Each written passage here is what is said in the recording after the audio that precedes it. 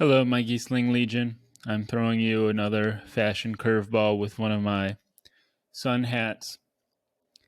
This week is a very special episode to me. It's with my friend Dr. Ezekiel Quittner-Strom. He's one of my closest friends from undergraduate, and he is now a doctor working on his internal medicine residency at Iowa.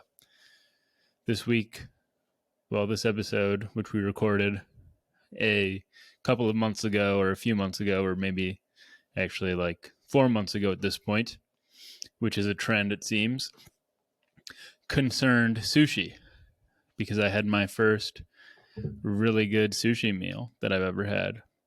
And Zeke, like me, has a life that revolves around food, so I knew he'd be a good person to have this conversation with. In other news, since I'm sure all of you are very interested in my thrilling life, I am now an ordained minister with, I actually forget what the church is called. I think the Universal Life Church or something like that. Because this Thursday I will be officiating my sister's wedding. It is not a lesbian wedding, which I thought it was. It is a queer wedding. But so I'm now officiating queer weddings and weddings of all sort in case you need a wedding officiated by somebody with stellar taste in cats and hats, which is what I meant to say. But my cat just scratched me and that distracted me. So this episode, like I mentioned, is all about sushi, and it's entirely possible you will not enjoy it because of that. But if you like sushi or like listening to people talk about food, or if you've gotten through, 7 episodes and like me, then maybe you'll like it. But I hope you enjoy it. I think Zeke was a perfect guest for this topic, and we just recorded another episode a few days ago where we ate between us 6 bowls of instant noodles and rated them all. So you can look forward to that one coming out soon. Anyway, my Geesling Legions, I kind of like the ring to that. Enjoy the episode.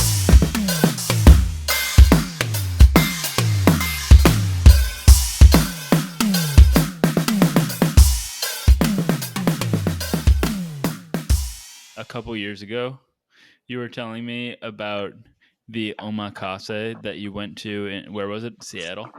Mm-hmm. Okay, Ed, I haven't Googled what an omakase is, even though I just did one. But what my experience was Yeah, tell me what that you think it is based on what you just ate. it's okay. My experience, I imagine it's kind of like a pre-fee menu sort of thing where you pay a price and then they or the sushi chef sort of constructs a meal for you, essentially. Mm-hmm. Is that what it is? Yeah, effectively. Do you know if there's a rigorous definition to what an omakase is? Um, yeah, I guess you could Google it, yeah, but I'm sure there is. I will Google it right now. I Um, could Google it too. I'll let you Google it. yeah, it's already done. So apparently it means in Japanese, like it comes from the Japanese word meaning to entrust and effectively translates to I'll leave it up to you. So it's like exactly what you're saying is Oh, like that's very you're cool. yeah. That's You're very cool. entrusting your meal to the whim of the chef, but in that, which sounds more like off the cuff than it is. Like what you're describing, I think is like more of the like actual experience, like plus or minus like some subtleties or nuances or whatever. So Mm. it's like kind of a preset menu based on whatever's good or fresh or whatever they're trying to serve that day that you like cycle through with the chef, and it's often like sushi. I mean, it'll be sushi. I don't know of it in any other context, but you'll sit at the sushi bar, so you'll be interacting directly with the chef that's preparing the sushi, and they serve it to you like single or like one or two pieces at a time. Effectively, describe it to you.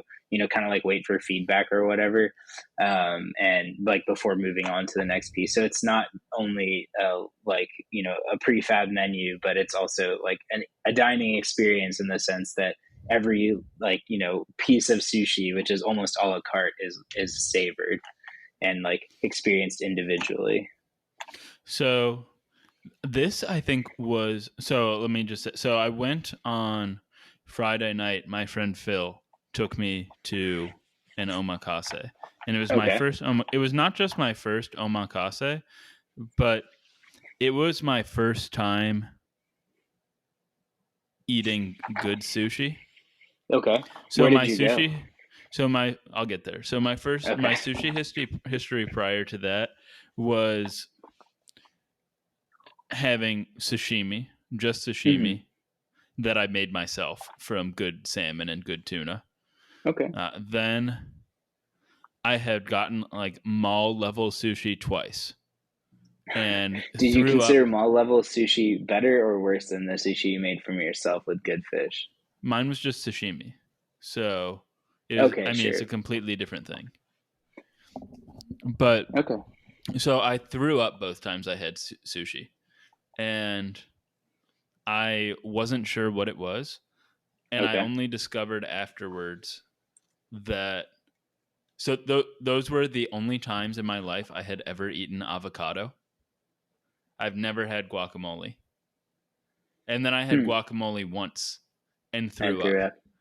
And so then I went to the allergist because I have other allergies and got a blood test and a skin test, and I'm severely allergic to avocados.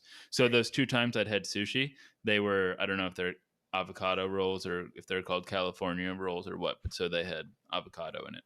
So Hmm. I'd had sushi twice, but it was bad level sushi, mall So, level sushi. what else are you allergic to like that severely? So I'm allergic to, Are you allergic to cashews? yeah, I'm very allergic to cashews and pistachios. Those are Okay. the things I'm most allergic to. Then I'm allergic to bananas and avocados. And I had been allergic to tomatoes my entire life. But when I got this most recent round of testing, did we talk about this?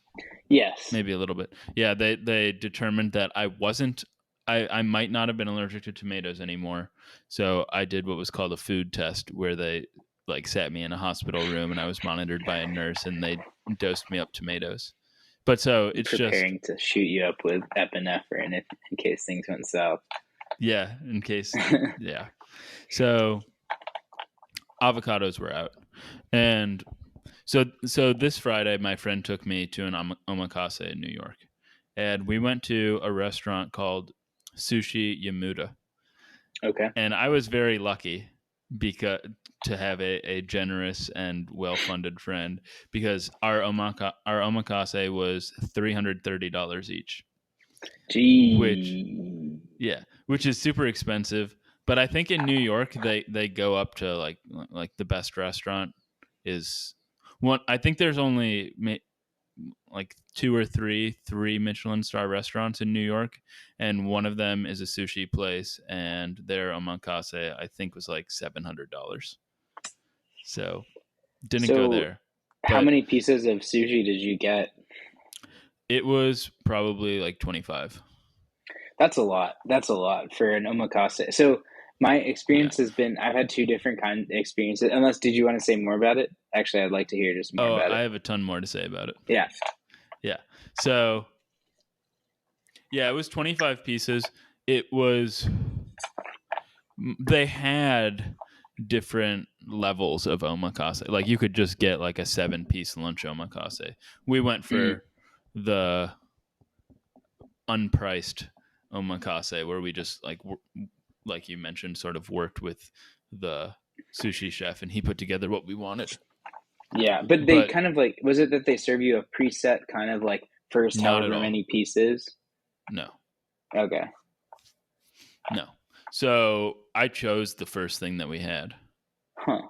But anyway, before we get to that, uh,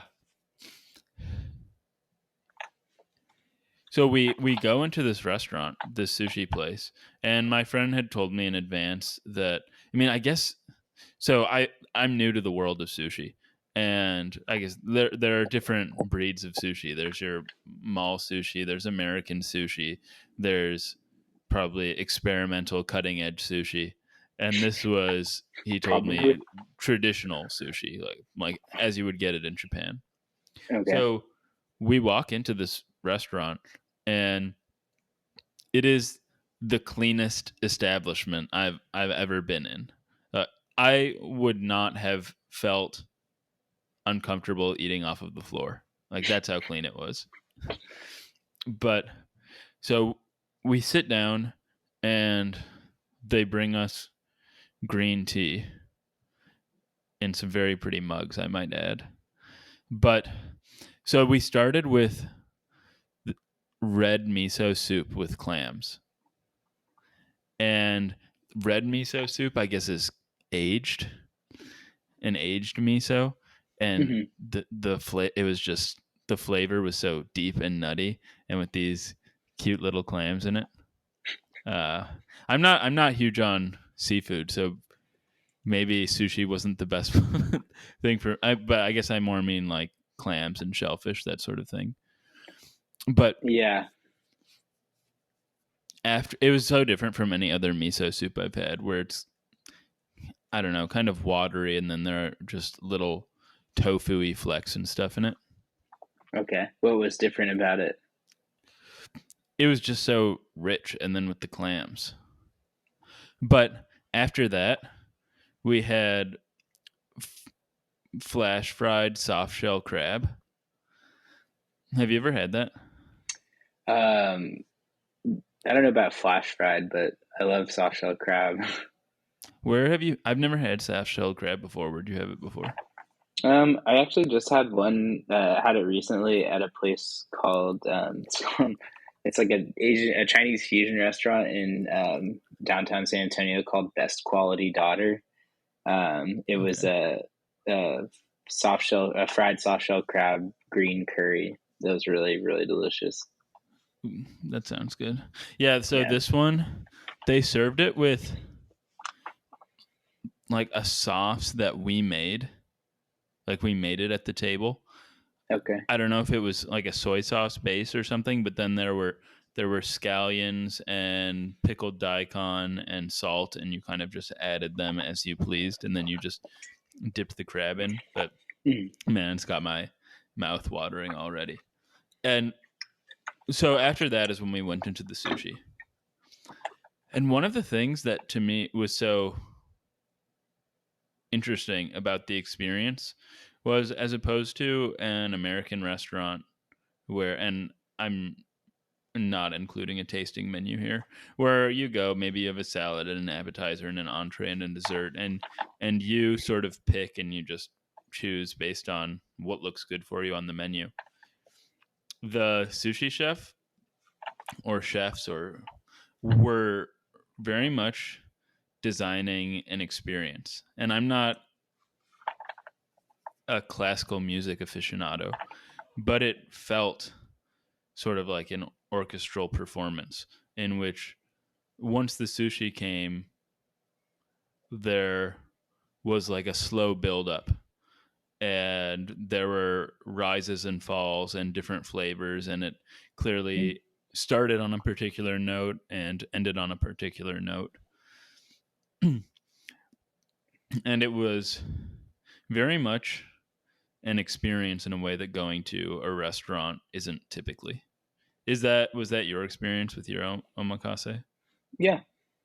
I think that's pretty characteristic of Of just what like it is? what that is. It's like high end dining, effectively. So it's like prepared and served in a way that like follows kind of a well thought out or well fleshed out kind of pattern for a very specific like experience. Do you know the name Sean Carroll? It sounds very familiar. I'm thinking Lewis Carroll though, so actually no. No. Yeah.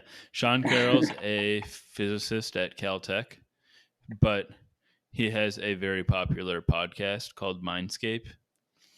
And something I've heard him mention recently is that he, well, one, he doesn't have children. I think he's married, but maybe it's that he doesn't travel so much. But the point is that he's realized that he likes to spend his expendable income on very nice meals.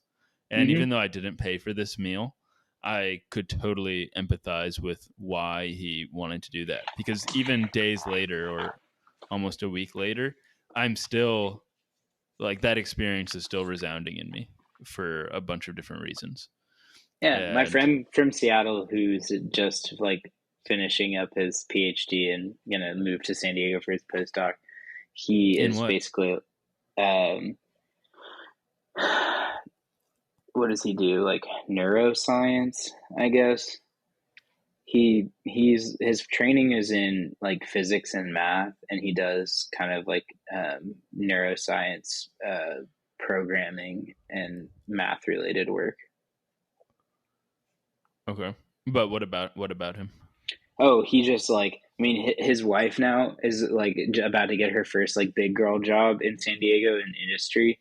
After she's finishing her PhD in some sort of like biology field, or virology perhaps. But anyway, like he's going to be doing postdoc, so his salary will be a little higher, and she's going to have a big girl salary, and they're just going to spend all their money on food. And it's always been like every time we talk, he's like, "I want to travel, I want to eat," and I like, I mean, I totally understand that. It's the reason both of us are kind of like, we don't want to have kids, both because they're expensive and inconvenient, um, um, and would take away from you know your lived experience. Yeah, Um, but he's the they one I'm going certainly to get would. sushi with. We're going to Okay. do two different omakasas, the best two in Seattle. One we've had a few You're times. visiting soon? Yeah, I'm going to All visit right. Well, like I want to get to yours first. I'll finish with mine though. So, it started with, so first was the miso with the clams, and then there was the flash fried crab. Then there was a plate of sashimi, and I think it was two different tunas and salmon.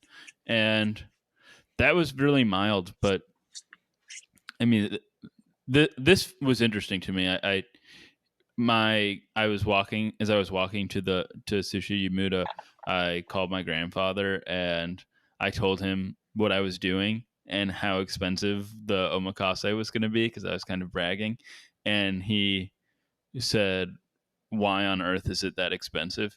And one of the only replies I could come up with was, I did read online that they fly their fish in from Japan every day, and not all nice. of their fish. But upon eating that fish, I mean, it blew the quality of any other fish I've ever had out of the water. Just in how, I mean, every fish has a different texture, but like the salmon, for instance, just how almost like creamy and buttery it was. Uh, Salivating all over again. But then, so after the three sashimi, there were six nigiri in a row. And have you've seen Hero Dreams of Sushi, right? Is it? Yeah, I have. Or actually, I don't know. I've seen parts of it. It's been a long time. I don't think I've seen the whole thing. Well, one thing that stuck out at me about the movie was just how much time they spend perfecting one thing. Mm-hmm. And like, it might take a restaurant years to perfect just their rice. Mm-hmm. And the rice in the nigiri was very different from any other rice I'd ever had. Mm-hmm. And partially, They say I'm sure, that sushi rice is the most difficult part of the sushi experience to master, and like the most really, important part of the experience of like omakase. yeah, because it's like bound loosely together with some sort of rice vinegary concoction, and it has just this little bit of sweetness that just complements the fish. Mm-hmm. But so this one, it started out with like a fish that you almost, so there were six nigiri, and the first one was a fish that you almost couldn't taste. It just sort of like melted on your palate. And then there was something more substantial like a tuna, and then towards the end there was a salmon, and then the last one was a mackerel.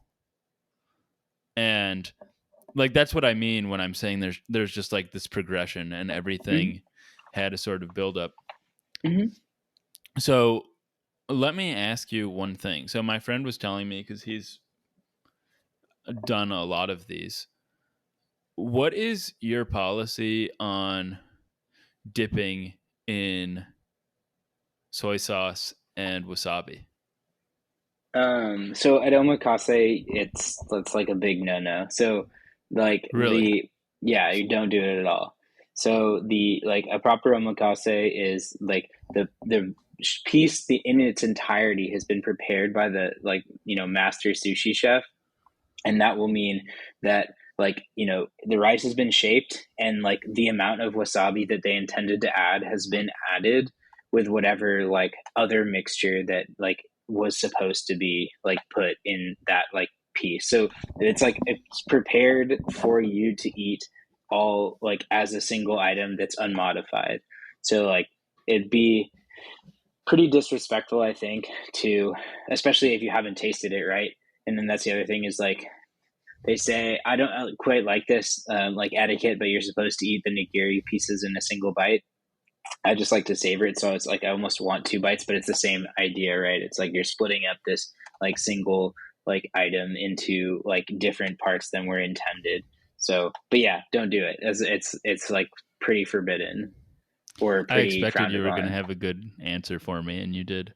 Yeah, so Yeah. I tried it once or twice and then realized immediately, okay, as if I do that, I'm running the risk of just ruining the piece of sushi, Hmm. because you And can't, offending the for me, chef.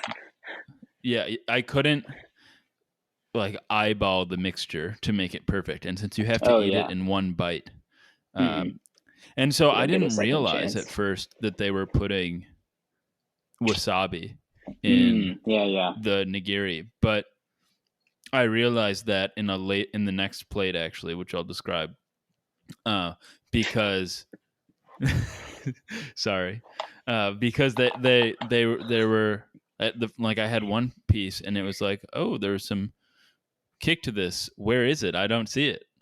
And then I realized in the next one, when there was an even bigger kick, that he had secretly deposited some wasabi under the Like fish. the yeah, exactly. Yeah. And then the next one, like my nose was watering, and it was another one of those like boom, boom, boom sort of crescendos that they Yeah. were doing. So I didn't really like the mackerel. But the next one was like a shellfish, a four shellfish nigiri. Okay. And it was, I think I remember exactly what it was. So the first one was, nope, I don't remember what the first one was. The second one was a raw scallop, and that was pretty good. And then the next one was a big, very sexual looking and gorged raw clam, and it was disgusting. Like I never want to eat that again. But at the same time, this is something that was very different to me about this meal than just the typical restaurant meal. When I go to like an Italian place, I'm picking things on the menu that I want to eat because I think they will taste very good. And I typically have an idea of what fettuccine alfredo or grilled octopus are going to taste like. But every single piece of sushi, though some were subtler than others, they all had a very distinct flavor. And many of them were flavors that I'd never experienced before.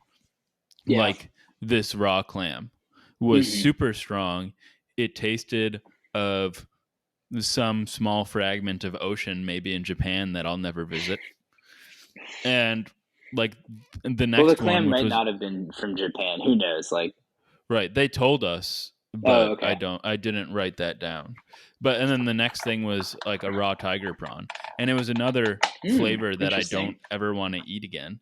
But it was unique, and that was something fascinating about the omakase, was that it wasn't always about how much I enjoyed the food, because almost every piece of sushi, as far as just enjoyment of the flavor goes, I would have preferred a Domino's pizza. And you're probably going to disagree with me about that, but we can get I to it mean, I can't later. disagree with your personal taste. Like, Right. it doesn't make any sense. Yeah. And then the next thing was a nigiri row quartet. And this Hmm. one started out with firefly squid, Okay. which were these tiny little squid that were raw. Then there were two sea urchin rows, one sea urchin from the west coast and one sea urchin from the east coast. And I think they were the same species, but it was fascinating that they tasted completely different. And then the third was salmon roe. And then they threw us a curveball, which was something that I still am not sure how it fit into their play, but it was seared fatty tuna nigiri. Mm. And then the next one was my absolute favorite of the meal. And it tasted unlike anything I'd ever had before. And it was three different eels, Oh. two from Japan and one from, I think, New York. Hmm. But the New York one wasn't that special. But the other two, they tasted almost like savory, sweet buns. And that Was was it crazy. like like in a sauce of some kind and like One of them roasted? had an eel sauce on it. The other one, the best one, was just plain, but it was cooked. I'm not sure if it was steamed or boiled or what. I love eel at Yeah, like I didn't know meat could taste that omakase. way.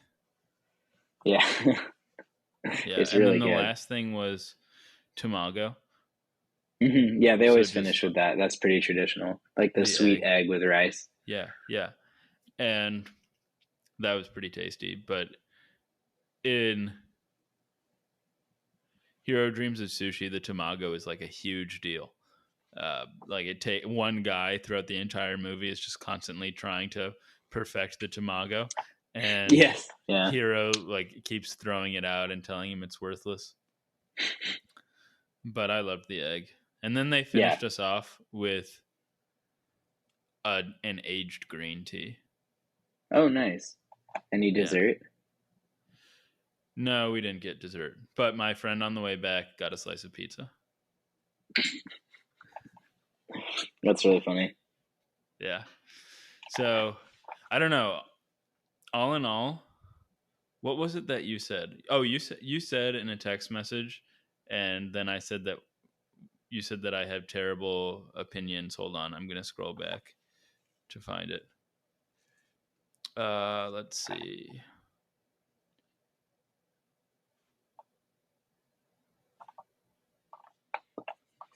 Oh, you said nothing better than omakase in my mind, and I say strong disagree, but I'd love to talk about it. And then you said, ew, you've had objectively bad opinions in the past. All right, Yep. that's false because my opinions are always objectively correct. But Subjectively correct. Objectively, not so much.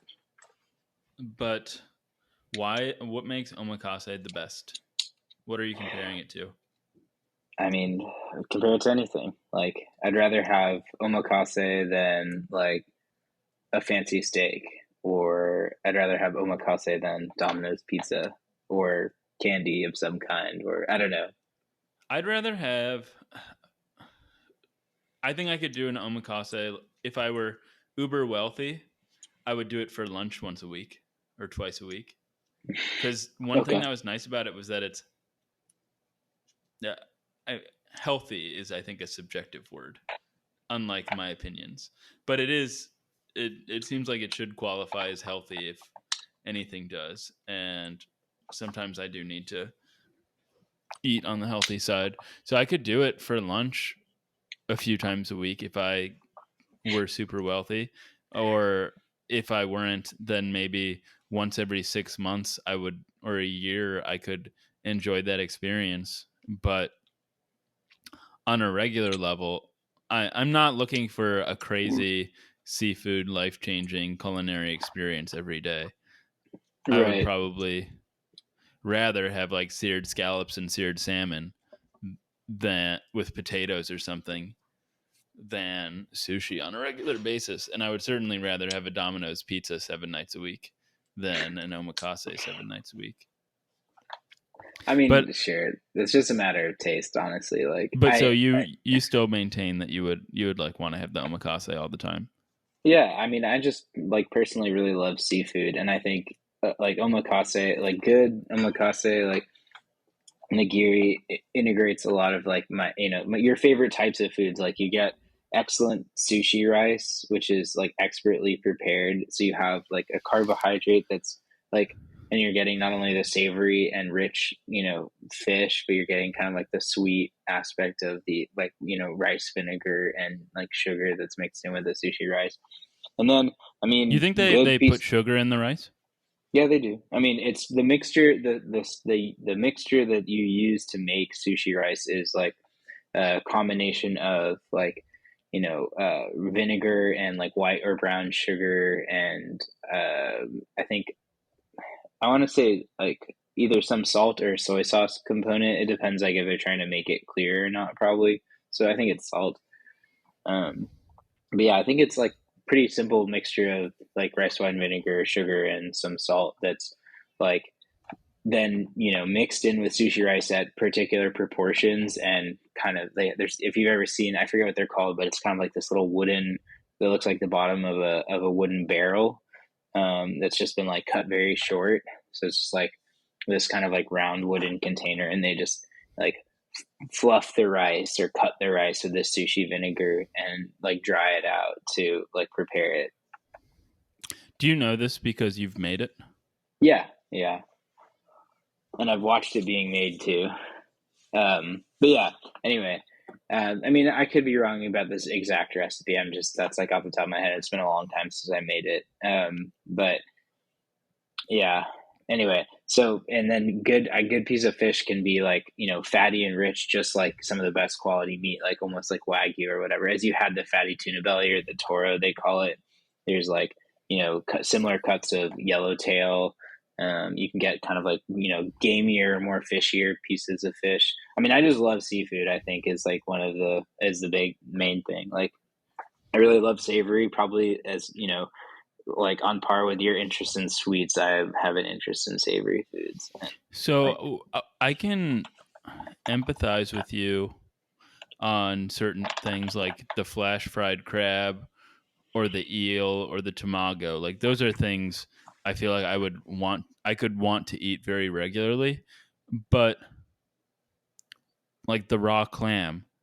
Uh, ooh, ooh, yeah, I mean, that's s- not s- every omakase is like that. You're saying it's like that was a traditional one, but I mean, if you're working with the chef, like you kind of, it's not that you're supposed to have every time you go and you need to have the experience and they're forcing you to have it. Like, certainly it can be to your tastes, right? So you like work with them, and once you've been once, you kind of know what your tastes are. It's not like you don't like the clam. That's fine. You don't have to be served it, right? That's not the name of this game. Isn't like we're forcing you to eat things that you don't like because it's part of the like order and experience. So if you were when you say like omakase is the best, you are excluding. You're imagining that you're also directing the experience, and you don't have to eat the items that you don't like.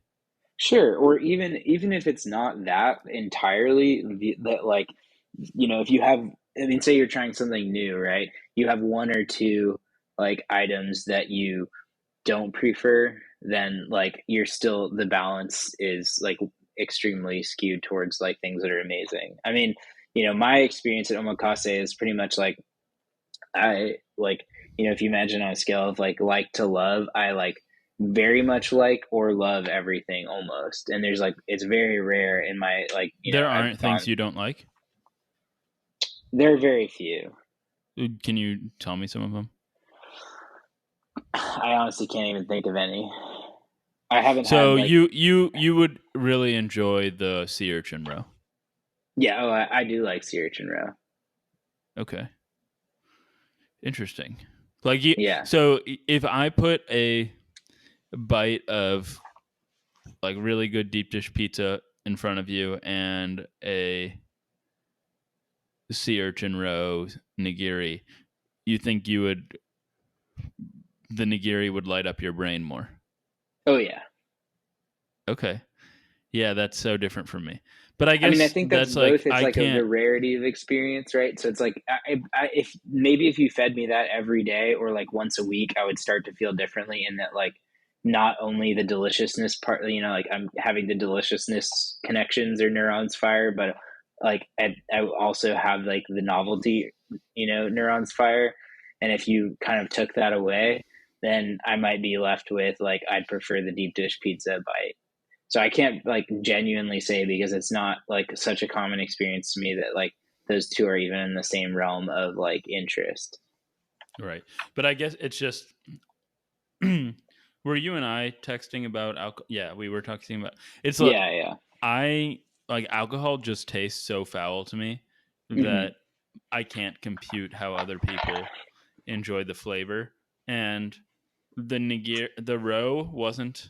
I don't recall the roe being quite on that level, but the clam certainly was. Like I just couldn't compute how somebody could like that. But how many omakases have you been to now?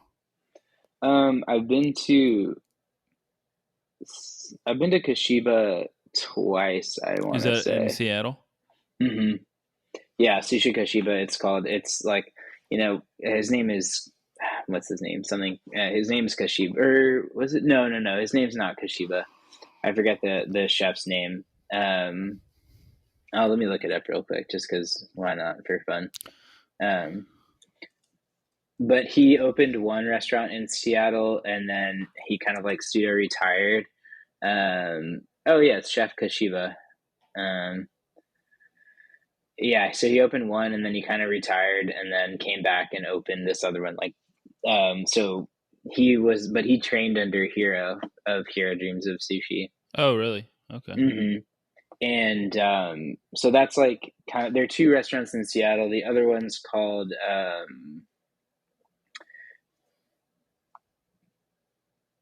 Tsukushi Tsukushinbo or something like that. Which Um, is the one that you would have told me about, though? Kashiba? Kashiba, yeah, yeah. So Eh, yeah. What are you gonna ask? well, I was going to say, since I don't really have any other way to judge them, and because I judge most things based on this, how much did this one cost at Kashiba? So the first is two different experiences. The first one was like, I mean, we had some like appetizers and like I think I got two drinks over the course of those, like whatever it was, 2 hour meal, and it cost me like $350 or something like that. Okay.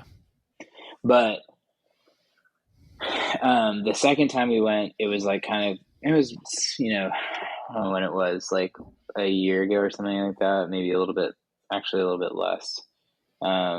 But it was COVID restrictions were still in place, and so like what happened with the first one was it was kind of like a preset or like chef's choice of like however many pieces of it's a lot of it mostly nigiri, very little sashimi, just because like I think nigiri is probably a better way to serve a lot of fish because it has some modifications like the chef's like searing it or like the fish has been prepared in a certain way. Obviously you have the incorporation of the sushi rice, which is like a really important part of the tasting experience and the quality. So I to me also I think I imagine like there's only so many, like you're saying, I guess there's only so many ways a chef can make sashimi theirs. exactly. So there's like kind of a preset, and then towards the end they're like, okay, we're gonna keep serving you like a la carte pieces after like we've like gone through what we wanted to serve you, and just like tell us what you liked or what you'd like more of, and like once you kind of are nearing your last like piece or two, we'll taper you down and end with the tamago or tamago. um so with that time we Jonathan and I had like close to 30 pieces of sushi, if not 30 pieces of sushi, so it was like kind of a similar experience to what you're talking about. Is like there's just a lot of fish. The time more recently when we went, How it much was did like that one cost? that was what it was like 300 something bucks, but that included two drinks and like an appetizer. Okay. um but then more recently we went with the COVID restrictions, and like that was you get the omakase and you can't get like more a la carte pieces after that. So they were like saying this is your experience, and you can't like stay and just continue eating basically. And so that was like $120. So, it sounds like So less that than one half the was more price. like a peasant omakase. But it was like, it was like 15 or 16 pieces or something. So, Mm-hmm. and then, yeah, so those are the two experiences I've had with omakase, and then we're gonna go to the other. So that was like regarded as one of the two best sushi or omakase in Seattle, and then the other one, Tsuka Shinbo, is like we have reservations when like coming up. So we're gonna go both back to Kashiba and to Tsuka Shinbo. And last time we went to Kashiba, actually, we were served by Kashiba himself at the sushi bar, which didn't Oh, happen the that's first cool. time. And my hot take is, and it wasn't actually a hot take, I was talking to Jonathan about this too, is like it was better when the guy, like the younger, like sushi chef in training served us. Ooh. So who knows? I don't know. It's he's really old, and like I think that it's like a Bomber Peak sort of where you probably like steadily increasing your talent and then like acquisition and like mastery, and then after a certain point like you have the knowledge but you just like you don't do it as well anymore. Have you done other non-Japanese tasting menu type things? um Man, I did one like did one I think it was kind of like a tasting menu or more, well, I don't know, it was like a multi-course meal at a fancy restaurant Claire and I went to when we were dating in Boston. I forget what it was called. I wish I remembered. It was a long time ago, but yeah, I mean, none that I can think of off the top of my head. So probably not, because I feel like they'd I, be pretty memorable. I went to a tasting menu the night before at a place called Gramercy Tavern. Hmm. Have you heard of that? It's a famous restaurant in New York. It's like an institution, but it was $165. So by my way of judgment, it was half as A meal good. of a pauper, yeah. Yeah, as the That's a little absurd to me though, $330. Robinson, because like you're also Uh, here sitting here telling me you'd rather eat a deep dish pizza or like a slice of Domino's. So well, like, right. what I is? mean, I'm being facetious. Okay, I I would. feel like you are and you're not. You're right. I mean, you're very much right. I definitely assume that the $700 omakase is significantly better than the $330 one.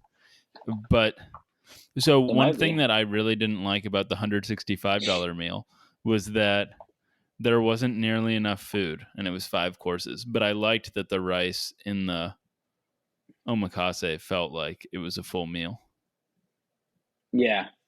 Yeah. I mean, if you have enough pieces, like, but you're kind of saying you had to near 30 pieces for it to feel like I don't know how full you left that place, but Not that full. I calculated the calories, and it was well, I did my best to calculate as we were eating, and I think it was like 1,300 calories, which yeah, I think that's wasn't tough nearly because enough. those slices like fatty tuna belly or toro and like yellowtail, some of them like will just be like a wagyu slice, so it's like you'd have to calculate almost. It's almost like the weight of that piece of sushi, like as pure fat, calories You from really think fat. so? Yeah. I mean, those Toro pieces are like a fish wagyu, basically, is what it is. It Man, didn't feel my that way. favorite piece of tuna is, or fish that I had at omakase, is there's like it's like the collar.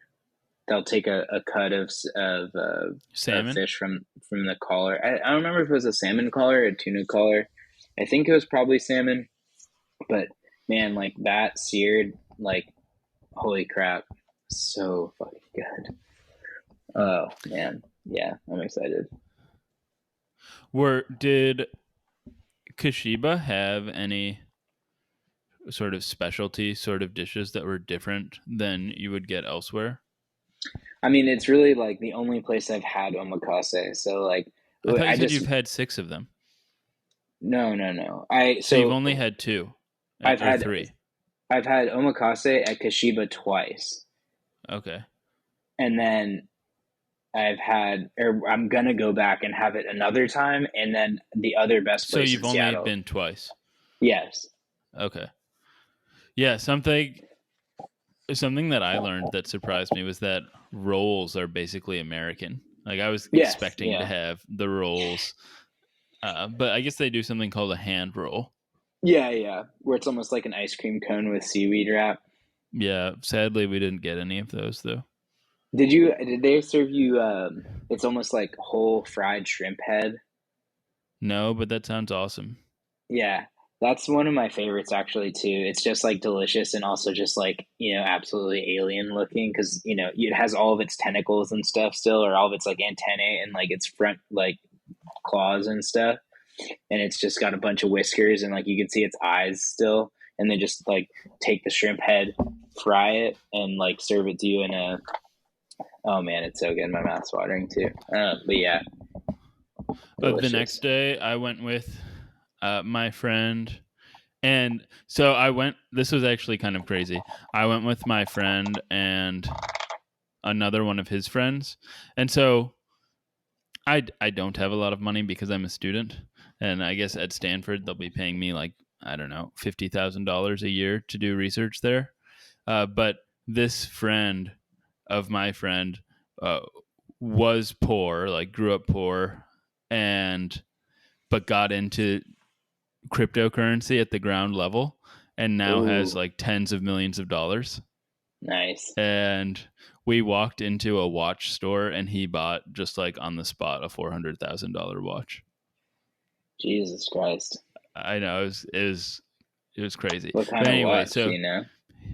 yeah, it was a Cartier. Hmm. But so he grew up in Chinatown, and we went to Chinatown. We went to a place called Xian, Xian, Oh famous yeah, yeah. foods. You've heard of that? Yeah. Hmm. Have you been? I've never been. Did you get the bian bian noodles?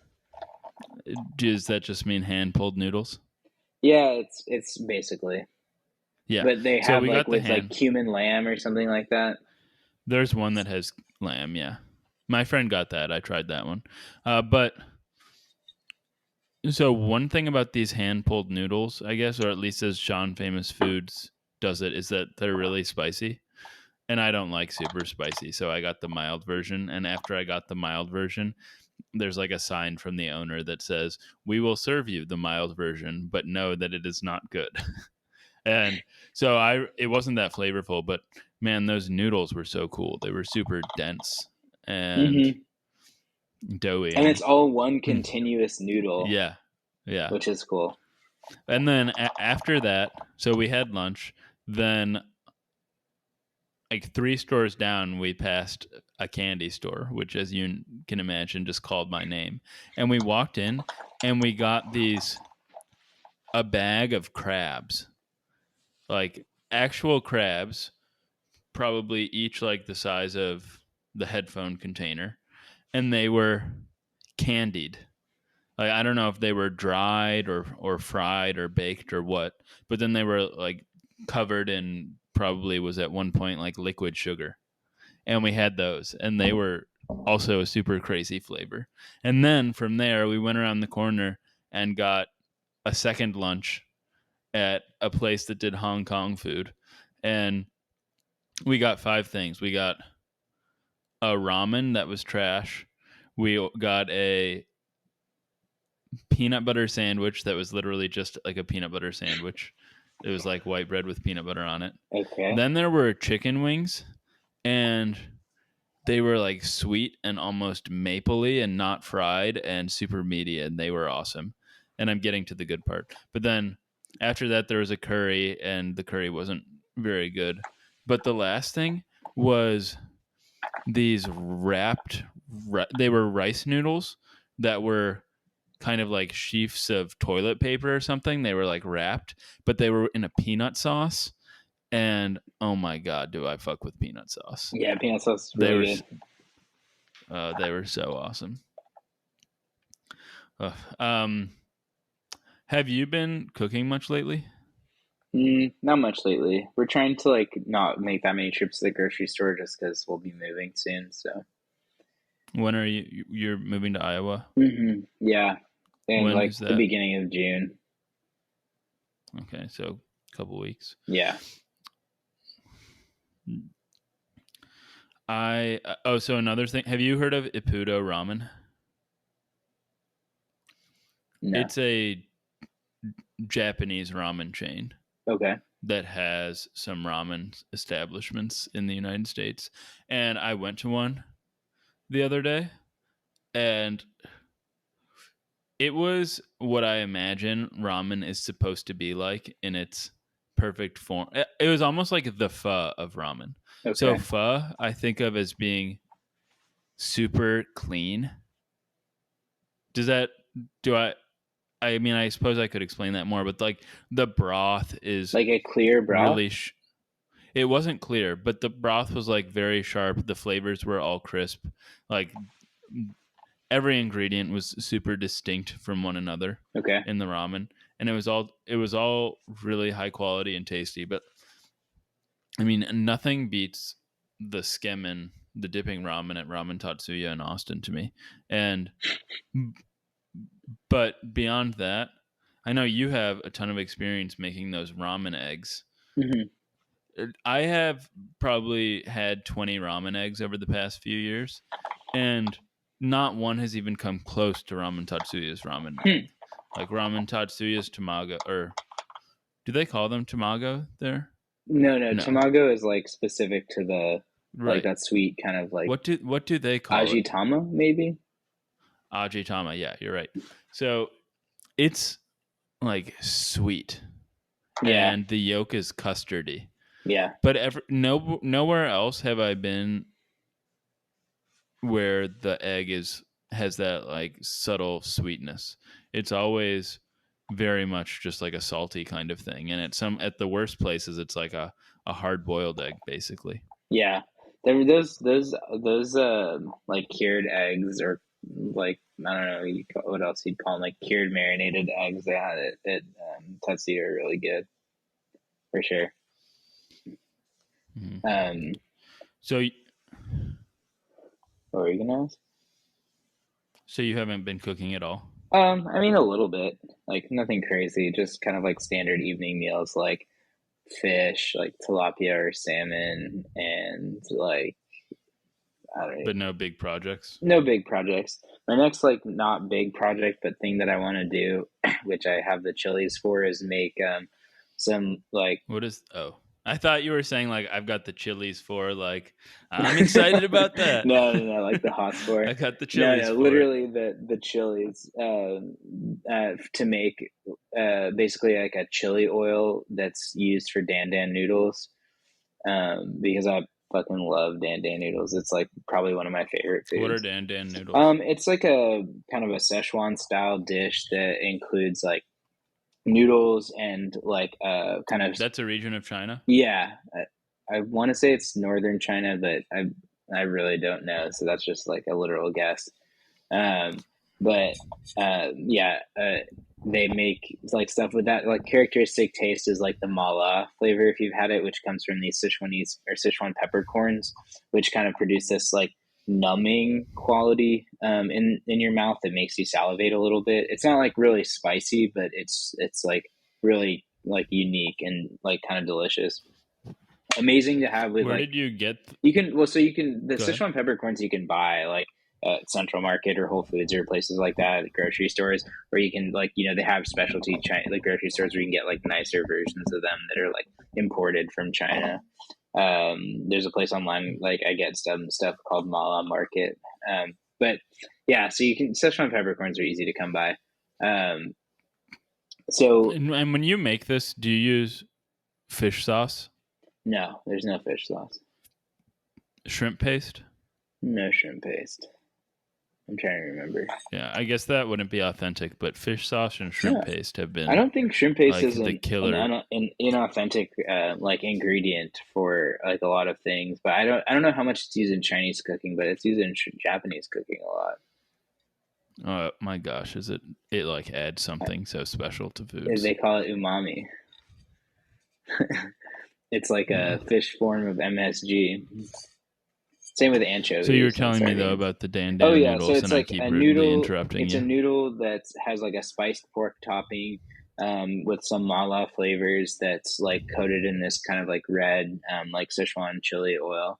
Um, and this like that's combined with this like sesame based like sauce. So not quite peanut butter, but it's like a almost like a tahini, a toasted or roasted sesame sauce.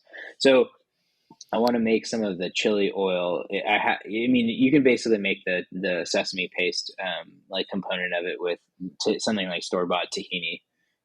But the chili oil, like to make it authentically, you get some of these like specialty peppers that you actually have to buy online or like find a specialty grocery store. They're like heaven facing chilies, like Urging Tao, and then like some other chili. I forget what it's called. But, I mean, you can make it inauthentically with like those Korean red chili flakes or whatever. But well, I figured why I love not? Yeah, those. I love them too, and I have some in my freezer. But I figured why not? Because it's The just like a gochujang, is that what it's called? I think gochugaru is the pepper flakes and gochujang is the paste. So it's like a The paste. paste. The jang I is like the like the paste. paste made out of the gochu pepper or whatever like gochu means in Korean, like pepper or something like that. It's funny how I knew that. Uh, all right, I've had an omakase. I want to talk about it. If I schedule a conversation with Zeke, he's going to have a lot of food things to say. Yeah, I mean, I do love Asian Um, food in general. It's probably one of my favorite cuisines. Not that I know that much about so, are it. you going to make the noodles? So I'm not going to make the noodles. The noodles I'll probably buy. To get them, you can get like from there's a Japanese grocery store nearby where I can get somen noodles, which is a style of like noodle that I think is like a little bit alkaline. They're kind of like ramen noodles, but they're like go really well with dan dan, and they're like they cook in like a minute or two. So like there's no reason to make them and buy it. Like if I can just buy good ones prepackaged. That noodle making adds like a significant amount of like labor to like any cooking endeavor. Oh yeah, my sister's been making pasta Mm-hmm. a few Ali and I times. have made some Like pasta she's. recently. It's been good, but Do you know what distinguishes pasta from Asian type noodles? um, I think it's just an ingredient thing. Like ramen noodles, to my knowledge, aren't like egg based. It's just like water and flour, and then some kind of like a few other like dry ingredients. I'm trying to think what else, but I mean, I think so. I think it's a combination of ingredients and like method of preparation, and like And pH did I matters somehow. and did I text you about those, what were they called? Shirataki noodles. Yeah, that's not. I think you did. Oh yeah, you did. They're like But the healthy alternative. well, they're like calorie free because they're all like insoluble fiber or Right, that's something what it like that. was. But it's not just that they're a healthy alternative. I think that some people actually use them. I mean, they originated authentically within some cuisine. I don't remember what, but you haven't had them? Mm-mm. They reminded me a little when I was looking at them of like mung bean noodles, which are like used in very like some Thai dishes, like pad woon sen or something. They're like those glass noodles, which are I don't know if they're Hmm. calorie free, but they're like probably pretty low calorie and like on their own relatively flavorless. But I've never had those. Yeah, these ones are I get like 5 calories for a bowl or Yeah, something. which is So the amazing. context in which I heard about them was that they're a phenomenal diet hack. Yeah. So next time I'm dieting, I'm gonna try them when I get home to Chicago. But they seem like a great option because dieting sucks. So I don't know how long you'll be Or in Chicago, but there's a guy. He goes by the name of Ramen Lord. His real name is Mike Satinover, I believe. Have you heard of him? no, I'm His gonna write it down now. Instagram and Reddit handle is Ramen Lord. But anyway, he's like just kind of like an average looking white guy that's probably like around our age or a bit older, or maybe a bit younger. Who knows? Who's like kind of like delved deep into the like science of ramen and has just like dedicated his like adult life to perfecting both like ramen noodle making and like ramen soup making. He has a free book actually on Reddit that he and his brother like kind of like co-wrote and published, like just basically put the PDF of it on Reddit. That's like kind of a Bible for like, you know, the science of ramen making for like, you know, people who don't have the ability to just go like apprentice at some like Japanese ramen master shop. That's But awesome. he does, what I was That's going to awesome. say is he does pop-ups in Chicago sometimes that you can get tickets for, because I think he's based in Chicago, and it would be dope if you were there like while one happened to go like eat some ramen in a pop-up at some like really fancy restaurant. Yeah, I will check that out. But as a closing thought, I mean, as you know, food is kind of my existence in a I lot of don't think ways, you're for the better only or for one. worse. No, I'm not the only one. But I love talking about food all the time. And like I told you before we started, I'm thinking about starting a vlog where A candy vlog. a candy vlog. Well, not just candy, because I imagine that it could morph into me taking a camera to get a bowl of ramen or something like that too, and just eating and talking. But I want to have food related people on my podcast as well. Yeah, that would be cool. So other than just you, so maybe I'll email Ramen Lord. There's a philosopher in the UK who makes candy. He'd be a So great I'm person for gonna you to talk talk to. with him. Yeah, I'm gonna talk to him. One of my With a professors put collision us of in interests. contact. Yeah, it was funny. I emailed him. His name is Alex Silk, and he said, "Oh, this is like the greatest email I've ever received. Although I don't know what a podcast is. How do you feel about M&Ms and ice cream?" How old is this guy? And probably late 30s. And he doesn't know what a podcast is. That's pretty inconceivable. Philosophers are if you get this far in philosophy, you're typically a very nerdy person that lives under a rock. I, I'm nerdy, but I'm an outlier in a lot I of don't ways. feel like the idea of being nerdy doesn't like preclude like any sort of like social or societal awareness. Like I guess I disagree with you on. I mean, it doesn't always. It's not a rule, but I think people who find uh, some Greek philosopher who's been dead for 2,500 years to be the most interesting person who's thinking they've ever encountered is probably just genuinely interested in things that are not in the mainstream. And like I said, it's not going to be a rule, but they're not watching probably Keeping Up with the Kardashians or listening to podcasts about the same. But anyway, I mean, he didn't know what a podcast was. no, I mean that's fair. It's not How do like you feel about M&Ms and ice cream? M&Ms I know how you inside feel of about ice Reese's cream. Pieces with ice cream. I didn't. I mean, his question was ambiguous. Okay, So, I I mean, like the way I M&Ms responded. a lot, and Go I ahead. like ice cream a lot, and I like the idea of them together. You don't, or I you do. do? You do. Have you had my favorite ice cream confection? Is a they sell them at stores. They're ice cream sandwiches with like chocolate chip cookies, except instead of the chocolate chips, they're Oh M&Ms yeah, with like a flavorless vanilla ice cream.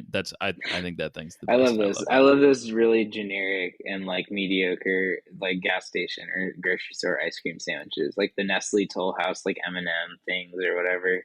That one's awesome too. Well, the Nestle Toll House one doesn't have M&Ms, Oh, but okay. I feel that like one's I've also seen awesome. variations of them at gas stations that have chocolate chips or M&Ms or both. Not both. Never both. I could be wrong.